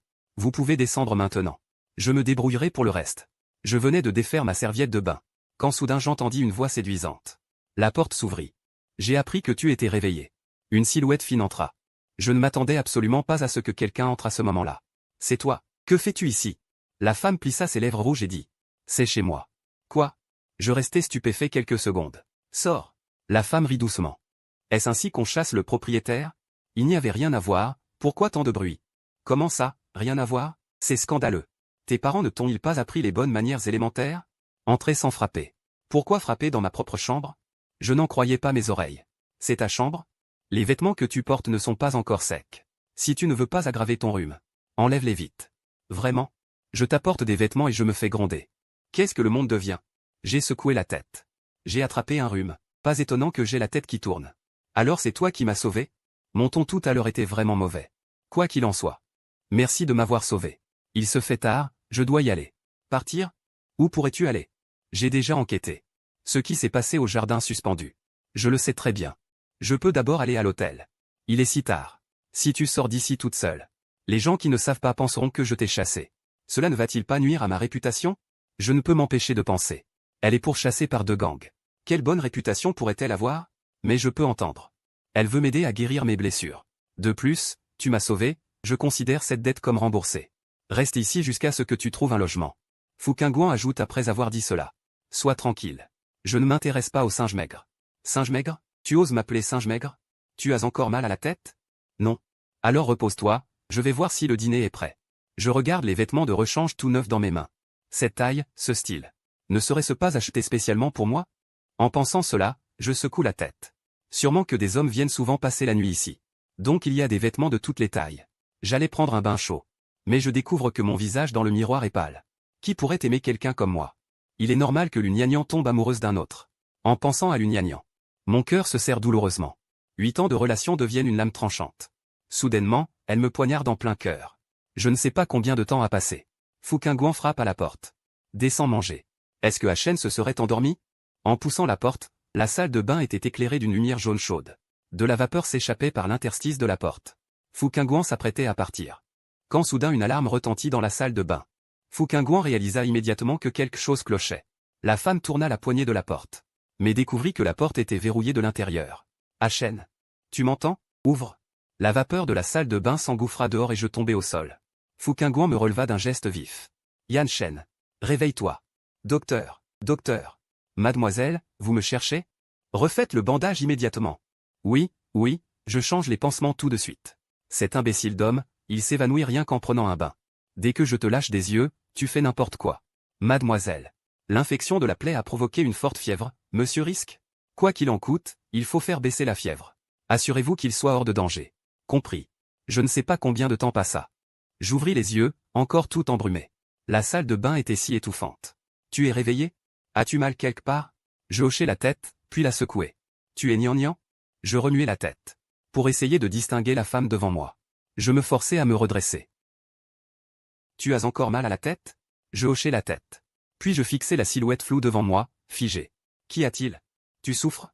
Je vais appeler le docteur Zhang pour qu'il t'examine. Espèce de garce. Comment as-tu pu faire ça? Tu pouvais aimer n'importe qui. Pourquoi fallait-il que ce soit mon frère? En plus, vous avez déjà un enfant ensemble. Fouquinguan fronça légèrement ses sourcils délicats. Est-ce que Hachen m'aurait prise pour l'Ugnagnan? Ce n'est qu'une femme, il y en a des tonnes dans le monde. Différent. Ma Gnagnan est différente des autres. Tu viens de dire que tu es mal à l'aise, je vais appeler un médecin pour t'examiner. Inutile. Ici, ça fait mal. Pourquoi tu ne m'aimes plus? Dis-moi ce que j'ai fait de mal. Je peux tout changer. La seconde suivante. J'ai immédiatement enlacé Fouquinguan et l'ai embrassé. Fouquinguan sentit son corps s'échauffer. Même son regard devint flou. Hachen sera mienne tôt ou tard, mais pas maintenant. Le Hachen d'aujourd'hui ne sait même pas qui je suis. Le lendemain matin. Quand j'ouvris les yeux, il n'y avait plus personne dans la chambre.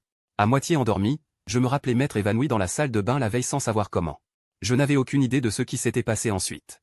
À ce moment-là, une domestique qui nettoyait le salon me vit descendre. Monsieur Yan, vous êtes réveillé. Je vais vous conduire au rez-de-chaussée pour le petit déjeuner. Non, merci. Où est mademoiselle votre maîtresse? La domestique sourit. Mademoiselle est partie tôt ce matin pour une interview. Une interview? Alors que j'étais perplexe. L'écran de télévision diffusa soudain une interview financière. La PDG du groupe. La demoiselle célibataire qui occupe la première place du classement des riches depuis 6 ans. Oui, c'est notre demoiselle.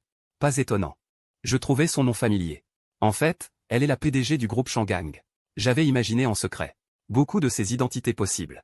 Mais je n'avais jamais imaginé celle-ci. Notre demoiselle est remarquable, n'est-ce pas? Si monsieur Yan épousait mademoiselle, vous deux pourriez donner naissance au plus bel enfant du monde. Bébé? Je changeai de sujet et demandai. Savez-vous où est passé mon téléphone? Le téléphone de monsieur Yan a été mouillé par la pluie hier. Après l'avoir emmené réparer. Il se trouve dans la pièce d'où vous venez de sortir. Merci. Je retournai dans la chambre et effectivement. Après l'avoir allumé, le signal était au maximum. Pourtant, je ne m'attendais pas à ce qu'à part les prévisions météo. Aucun membre de ma famille ne m'envoie un message. Ni ne m'appelle pour savoir où j'étais. Hier, je suis sorti sous la pluie. Personne ne se soucie donc de savoir si je suis vivant ou mort? J'ai regardé mon téléphone pendant quelques minutes. Un sourire amer s'est dessiné au coin de mes lèvres. Comment ai-je pu être aussi stupide? J'ai composé un numéro familier. Yang, c'est moi. Hachen? Espèce de petit salaud. Tu m'appelles enfin. Où étais-tu tous ces jours? Pas la moindre nouvelle. Je viens te faire mon rapport, non? Tu m'appelles soudainement avec un numéro chinois. Tu es rentré en Chine sans me le dire? Me laisser seul aux États-Unis? T'as vraiment pas de cœur. J'avais des affaires à régler en Chine, c'est pour ça. Revenons à nos moutons. As-tu déjà entendu parler de Fouquinguan? Tu veux dire la PDG du groupe Shangang, Fouquinguan? Bien sûr que oui. La célibataire numéro 1 du pays. La femme dont rêvent tous les hommes pour se marier. Pourquoi? Tu lui dois de l'argent? Ou tu veux devenir son gendre? À quoi tu penses? Je suis vraiment impressionné par l'imagination de mon amie. Je suis chez elle en ce moment. Quoi? Yan Shen, je ne te le fais pas dire? Comment peux-tu tromper l'Ugnagnan avec une autre? Certes, Fouquinguan est appétissante. Mais tu ne peux pas. Qu'est-ce que tu racontes encore? Il s'est passé beaucoup de choses ces 2 derniers jours. Je sais que si je te le dis maintenant, tu ne me croiras sûrement pas. Gnagnan sortait avec Ibé depuis longtemps. Elle entretenait une relation avec moi tout en couchant avec Ibé. Maintenant, elle a même un enfant. Quoi? Cette Gnagnan a osé faire ça? Je n'ai appris la vérité qu'hier. Hier, c'était son anniversaire. Mais je n'aurais jamais imaginé qu'elle se fiancerait avec mon frère cadet. Tu sais quoi? Hier, c'était aussi le 3e anniversaire de la fusion de notre groupe Qingjian. Quelle fusion? Ils ont fusionné depuis 3 ans, et je ne l'ai su qu'hier. N'est-ce pas stupide? Même l'héritage à mon nom est devenu incertain. Tu sais quoi? IB est maintenant le président du groupe. Même tante est devenue présidente. Comment ça se fait? Je me souviens du testament que ton grand-père a rédigé à l'époque. Il n'y était pas inclus. Oui. Leurs intentions sont claires. D'un côté, ils intègrent le groupe en avance. Ils établissent de bonnes relations avec les employés internes. De l'autre, ils attendent que mon père hérite pour en récupérer une part. Je dois dire. Ils ont bien calculé leur coût. C'est insensé? Attends-moi, moi, Yang Yang, je vais retourner te venger. Non, non, non, jeune maître. Tu ne trouves pas que j'ai déjà assez de problèmes? Je t'appelle maintenant. Juste pour te demander quoi faire. Que faire d'autre? Bien sûr, reprends d'abord l'héritage. Je marquai une pause, puis dis. Tu ne sais pas. Pour hériter, il faut remplir 2 conditions. Celui qui les remplit en premier, entre mon père et moi, aura le droit d'hériter. Premièrement, les 2 parties doivent réussir à reproduire le parfum QV13, la dernière création du groupe Qingjian. Qu'est-ce que le QV13? C'est le dernier parfum que grand-père a créé avant de mourir. Il n'a jamais été commercialisé. Il y a 3 ans, père m'a envoyé à l'étranger apprendre les techniques de parfumerie. Ton père, cet homme si rusé et perfide. Comment pourrait-il te laisser hériter? Il a dit que, quel que soit l'héritier, il faudrait penser au lien père-fils. Et partager l'héritage, non? Je répondis d'un Mossad. Je pensais la même chose au départ. Mais je ne m'attendais pas à ce qu'après 3 ans d'études, à mon retour, la maison soit devenue tout autre. Cette fameuse recette. L'as-tu développée pendant ces 3 ans? Non. La fabrication de ce parfum est très complexe. Même si, depuis mon enfance, je peux identifier toutes sortes d'odeurs. Face à ce parfum, je m'incline humblement. Je ne peux en distinguer qu'une ou 2. Et le processus de fabrication exige une précision temporelle extrême. Un léger écart. L'odeur est différente. Que faire? Votre première condition est déjà si difficile. 3 ans de recherche sans rien trouver. À mon avis. Est-ce que ma vie n'a plus d'espoir? Tu viens de dire. Que pour hériter, il faut remplir 2 conditions. Quelle est la deuxième? L'héritier doit fonder une famille heureuse et épanouie. Quoi? Un niveau de difficulté si élevé? Ton grand-père ferait mieux de dire que tu n'hériteras pas. Yang Yang pense que mon grand-père cherche à nous embêter. Mais ton grand-père t'aimait tant autrefois. Comment aurait-il pu fixer un seuil d'héritage aussi élevé? Qu'est-ce qu'il veut vraiment? En fait, ce n'est pas surprenant. Il espère que je réussirai dans mes études et que mon mariage sera heureux. Je crois qu'il utilise l'héritage pour me motiver, espérant que j'aurai un avenir brillant. Que j'aurai un avenir brillant. Yang Yang hocha la tête. Ce que tu dis a du sens. Je commençais à m'inquiéter. Papa a déjà rempli la 2e condition d'héritage. Il a une famille, il ne manque plus que la première condition. Tant qu'il mettra au point la formule du QV13 avant moi. Le groupe Qingjian et les dizaines de milliards d'actifs sont le fruit de toute une vie de travail de grand-père. Si tout cela tombe entre les mains de ma tante et de mon neveu, grand-père ne reposera jamais en paix dans l'au-delà. Alors, qu'est-ce que tu comptes faire? Je demandai d'une voix grave. Ces 3 dernières années, c'est papa qui a géré le groupe, personne n'est au courant. Papa et moi avons le même poste, nous sommes tous 2 présidents par intérim du groupe. Ce qui m'inquiète, c'est que les employés le considèrent déjà comme le véritable président du groupe. Pour m'empêcher de revenir réclamer l'héritage. Tante a peut-être déjà placé ses hommes. À l'intérieur du groupe, il est possible que je sois évincé avant même d'avoir pris le fauteuil de président par intérim. Et le testament? Sors le testament et montre-le à ces gens. À quoi bon? Le testament est resté à la maison il y a 3 ans. Quand je suis parti à l'étranger, je ne l'ai pas emporté. Je devrais y retourner maintenant pour le récupérer? Bien sûr que oui. Tu dois absolument y retourner pour le prendre. Comme tu le dis, le groupe Qingjian est l'œuvre de toute une vie de ton grand-père. Tu dois le récupérer coûte que coûte. S'il tombe entre des mains étrangères, ton grand-père en aura des remords éternels. C'est logique, ce qui m'appartenait au départ. Comment pourrais-je le céder si facilement? Autrefois, j'aurais volontiers laissé tout mon héritage à mon père. Mais maintenant, tout a changé. Mon père n'est plus le bon père aimant d'autrefois. Ou plutôt, il n'a jamais été un homme bon. Je m'en suis juste rendu compte tard. Pour cette rare visite à la maison, je ne dois laisser personne voir ma faiblesse. Monsieur Yan, vous partez? Mademoiselle a dit que tant que vous n'êtes pas guéri, vous ne pouvez aller nulle part. Je sors juste prendre l'air, d'ailleurs. A-t-elle le droit de contrôler ma liberté? Si vous partez, je devrais en répondre à mademoiselle. Sinon, laissez-moi d'abord téléphoner à mademoiselle pour la prévenir. De peur qu'elle ne nous reproche notre négligence. Nos jours deviendront difficiles ensuite. Vous décrivez votre demoiselle comme un monstre redoutable. Est-elle vraiment si effrayante? Le domestique hésita puis acquiesça.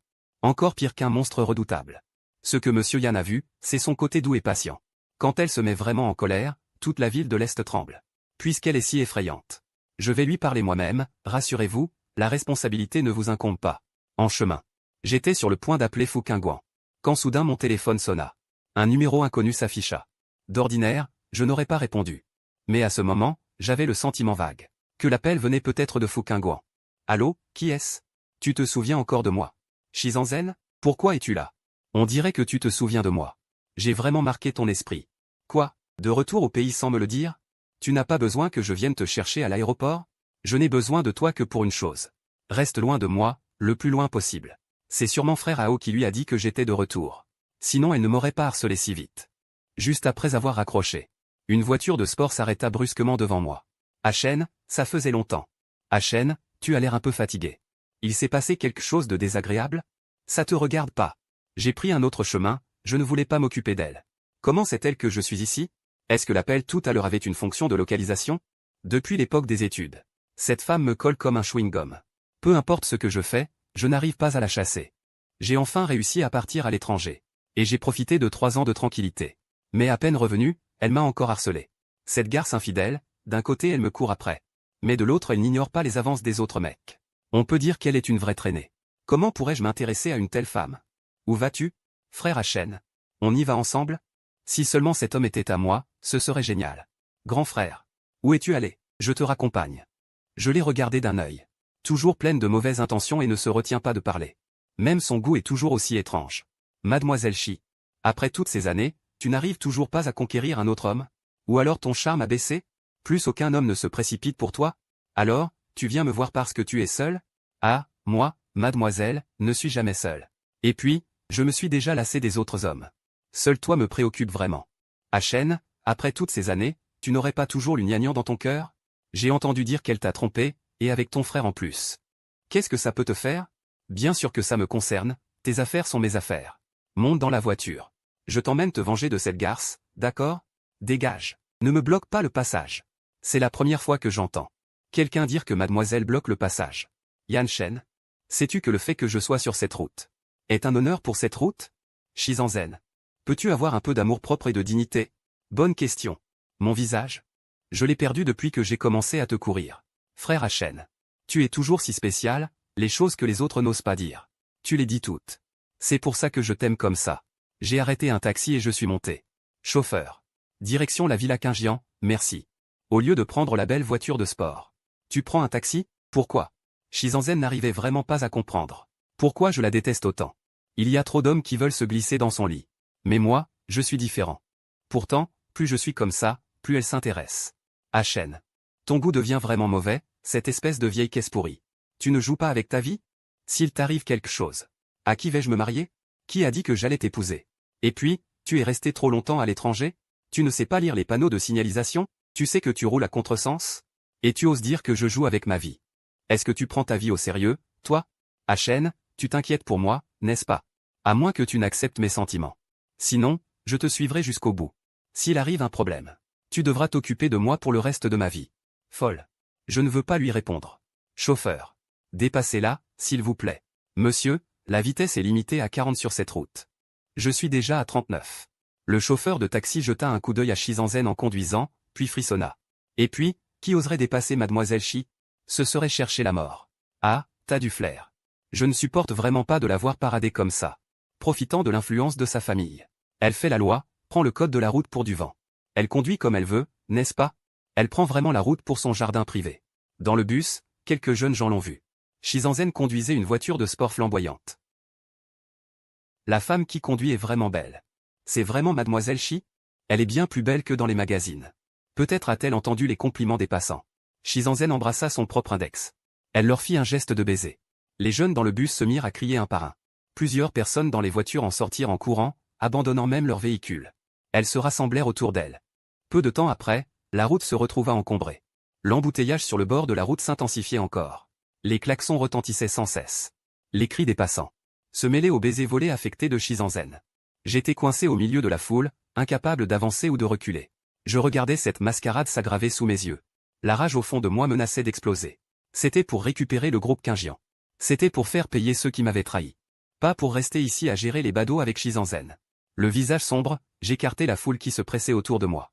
Shizanzen, dégage immédiatement. Ne me fais pas perdre mon temps. Mais Shizanzen ne montrait aucun signe de retenue. C'est quelqu'un que j'aime depuis des années. Yan Shen. À l'avenir, je vous prie de bien prendre soin de lui. Dès qu'elle eut dit cela, les spectateurs sortirent leur téléphone et se mirent à nous mitrailler de photos. Je lui arrachai violemment la main. Ma voix était d'une froideur absolue. Je n'ai rien à voir avec toi, si tu continues à m'embêter. Ne t'attends pas à ce que je sois indulgent. Elle vacilla d'un pas sous ma rudesse. Frère Hachen, je voulais juste t'aider. Lugnagnan et Yan Yibé t'ont traité ainsi. Seul moi suis sincèrement gentil avec toi. Je n'ai pas besoin de ta gentillesse. Il faut aller à la villa Qingjian récupérer le testament. Il ne faut absolument pas laisser Yan Yuandong prendre ma place. Un faisceau de phares aveuglant traversa la foule chaotique. La voiture s'arrêta lentement devant moi. La foule bruyante autour s'apaisa instinctivement un peu. La vitre descendit doucement. Monte. Elle ne dit que ces deux mots. D'un ton neutre mais qui ne souffrait aucune objection. Je n'hésitai pas une seconde. J'ouvris la portière et m'assis à l'intérieur. Au moment où la portière se referma, le tumulte extérieur fut totalement isolé. À l'intérieur, c'était propre et silencieux. Un léger parfum froid apaisa mon agitation intérieure. À cette vue, Shizanzen. Je me précipite aussitôt vers la vitre de la voiture. Qui es-tu? De quel droit emmènes-tu le frère Hachen? Je te préviens, je suis la fille aînée de la famille Shi. N'essaie pas de me le prendre. Conduis. Laissant les cris de Shizanzen. Et le tumulte de la foule loin derrière nous. Adossé au siège, mon corps tendu se relâche enfin. Je lève la main pour masser mes tempes gonflées. Pressé? Je dois retourner à la villa Qingjian. Le testament de grand-père est encore là, seulement si je l'obtiens. Je pourrai reprendre légalement le groupe Qingjian. Et démasquer les véritables visages de Yan Yuandong et des autres. Je t'accompagne. La sécurité de la villa Qingjian. Les récents déplacements de Yan Yuandong, la disposition du personnel chez lui. J'ai déjà fait enquêter sur tout cela par Xiao Xiao. Toi, tu m'as sauvé la vie, moi, Fu Qingguan, je ne dois jamais une faveur. D'autant plus. Tes affaires, je ne les laisserai pas tomber. Tu veux contre-attaquer, je te donne la force. Tu veux reprendre tout ce qui t'appartient. Le groupe Shangang est ton soutien le plus solide. Ces derniers jours, elle m'a sauvé de l'accident de voiture sous la pluie. M'a recueilli dans la villa de la rive ouest pour que je guérisse. En silence, elle a enquêté sur tous mes ennemis. Sans jamais rien demander en retour. Et ceux que je considérais comme ma propre famille.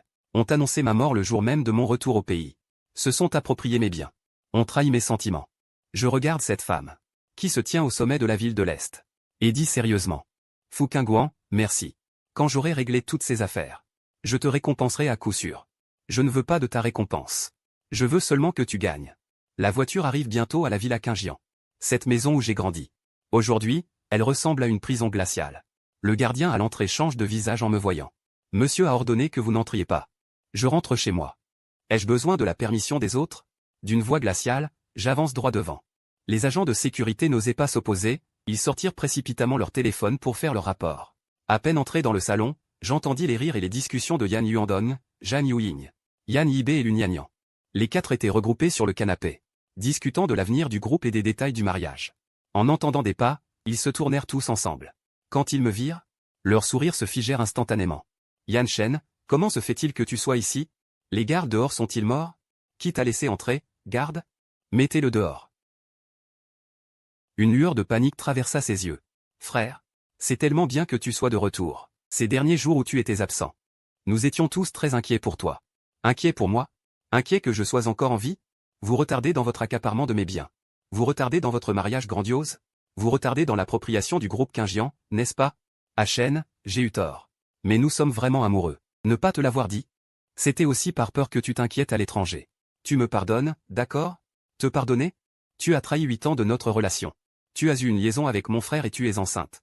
Tu les as regardés annoncer ma mort. Mérites-tu le pardon? Arrête de dire n'importe quoi. Le groupe Qingjian appartient désormais à Yibé et à moi, ça ne te concerne plus. Le testament de ton grand-père a déjà perdu son effet. Perdu son effet? Xiao Xiao sort immédiatement un document et le temps. Yan Yuandong. Tu as falsifié le testament en secret. Tu as détourné des milliards d'actifs du groupe, conspiré avec des étrangers pour évincer les anciens employés. Le groupe Shangang a déjà toutes ses preuves en main. De plus, la formule du parfum QV13 laissée par grand-père, je l'ai déjà synthétisée avec succès. Ajoutez à cela que je suis célibataire et apte à fonder une famille. Je remplis parfaitement les conditions d'héritage. Je jette l'original du testament et la certification de la synthèse du parfum sur la table. Le visage de Yan Yuandong blêmit, il s'effondre sur le canapé. Zhan Yuying tremble de tout son corps. Elle n'a plus son arrogance d'antan. Yan Yibé détourne le regard. N'ose pas me regarder en face. Lugnagnan est complètement effondrée. Elle s'effondre par terre, pleurant à chaudes larmes. À ce moment, une sirène de police retentit dehors. Fu Qingguan dit calmement. Pour détournement de fonds. Fraude commerciale. Falsification de documents. La police est déjà arrivée. Les policiers entrent dans le salon. Ils présentent immédiatement un mandat d'arrêt. Ils emmènent Yan Yuandong, Zhan Yuying, Yan Yibé, l'un après l'autre. Yan Yibé est également emmené. Lugnagnan, pour sa participation à la conspiration, est également emmené pour aider à l'enquête. Ce qui l'attend, c'est la sanction de la loi et le mépris du monde. Les méchants finissent toujours par être punis, ils ont tout manigancé, pour me prendre tout ce que j'avais. Mais ils finissent en prison. Je me tiens dans le salon vide, poussant un long soupir de soulagement. Les ténèbres qui pesaient sur mon cœur depuis 3 ans se sont enfin complètement dissipées. Fouquingouan s'approche de moi et tire doucement ma main. Je regarde ses 12 yeux et sourcils, ce qui me rassure instantanément. Le soleil couchant, à travers la baie vitrée, se répand sur elle. Si belle que je ne peux pas détourner le regard. Depuis notre rencontre fortuite lors de l'accident d'avion jusqu'à son sauvetage désintéressé sous l'orage. Et maintenant, avec moi pour reprendre tout ce qui m'appartient. Cette femme est déjà entrée dans mon cœur. Fouquingouan, avant, c'était toi qui me protégeais, désormais. C'est à mon tour de te protéger. Je garderai le groupe Quingian, accomplissant la volonté de grand-père. Et la chose la plus importante de ma vie, c'est d'être avec toi. Une lueur de tendre sourire naît dans ses yeux. Elle se met sur la pointe des pieds, et m'embrasse doucement sur les lèvres. Ce baiser n'est ni précipité ni mal compris. Il n'y a que plénitude de joie et de certitude. Plus tard, j'hérite officiellement du groupe Quingian. Je réorganise les affaires, rappelle les anciens employés, devenant une légende dans le monde des affaires de Dongsheng. Fouquingouan et moi organisons un mariage grandiose, qui fait sensation dans toute la capitale. Les jours après le mariage sont chaleureux et épanouissants. Je ne suis plus celui qui a été trahi par l'affection familiale et l'amour, un homme déchu. Fouquingouan reste toujours cette jeune fille influente du cercle de la capitale. Mais elle n'est douce qu'avec moi seul. Shizanzen a compris que mon cœur était déjà pris, et que je menais une vie heureuse et épanouie. A finalement abandonné tout espoir, et a cessé de me harceler. Et ceux qui ont commis de nombreux méfaits, Yan Yuandong, Zhan Yuying. Yan Yibei a passé le reste de sa vie en prison, payant le prix de sa cupidité et de sa trahison. La réputation de Lunyanian a été complètement ruinée. Sans aucun soutien, elle luttait misérablement au bas de l'échelle. Elle n'a plus jamais connu sa gloire passée. Le soleil éclairait les silhouettes de Fouquingouan et moi, appuyés l'un contre l'autre, m'éloignant des hypocrites pour rencontrer ceux qui méritent vraiment d'être chéris. Les bons sont récompensés, les mauvais punis. Quant à Fouquingouan et moi, nous avançons main dans la main. C'est la plus belle fin de cette vie.